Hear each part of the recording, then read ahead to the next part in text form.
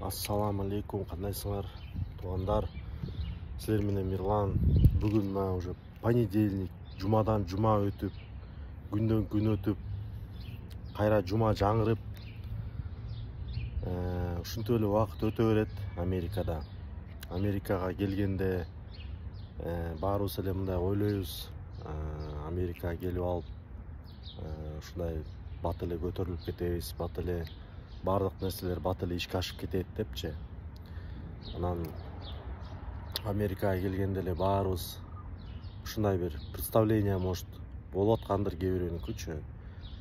Мен өзүмдүн жеке оюмду айтып кетсем, негизи Америкага мен мындай кандайдыр бир образ жаратып өзүмө келген эмесмин, потому что менде алдын ала маалымат болгон, бирок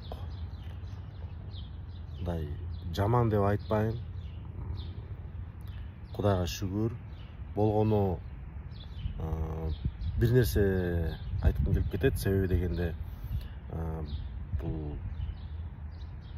бул жакта только иштеш керек экен да, иштеш керек, талыкпай иштеп, мисалы Кыргызстанда жүргөндө бир жумалап кетип каласың, туугандардыкына кетип каласың, же болбосо тиги досторуңкуна кетип каласың, бир жака кетип каласың, айторчу, ишиңди таштап кетип каласың, мындай жашоо мындай башкача өтөт да. Ал эми бул жерде болсо, мына өзүңөр деле мына көрүп аткандай көчөдө киши жок да. Анткени эмнеге? Баардыгы могулар баары өздөрүнүн үйлөрүнүн кредитин төлөп атышат да. Балким кээ бирөө төлөп бүтүп койгон, кээ бирөө төлөп аткандыр, баары жумушта да. Эми могу машинелер болсо эмнеге турат десеңер, булар уже балким төлөп бүтүп койгон, уже беймарал үйүндө уктап атышат, балким үйүндө мындай үйлөрдөн может 2-3 алып койгон.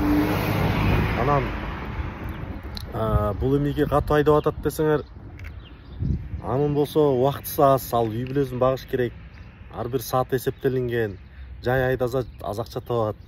Ушундай болуп экен да Америкачы. Живой примерлерди айтып атам да силергечи.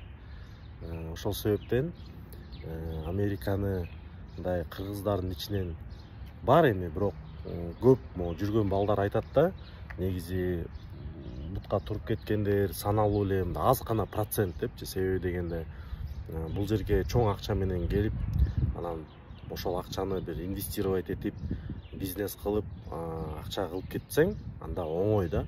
Ама нолдон баштап анан бир нерсе кылыш, бул баардыгынын эле колунан келе бербейт. Себеби башында сен капитал чогултуш үчүн сен по-любому иштешиң керек. Физически туруп деп коет да, физически иштешиң керек, талыкпастан.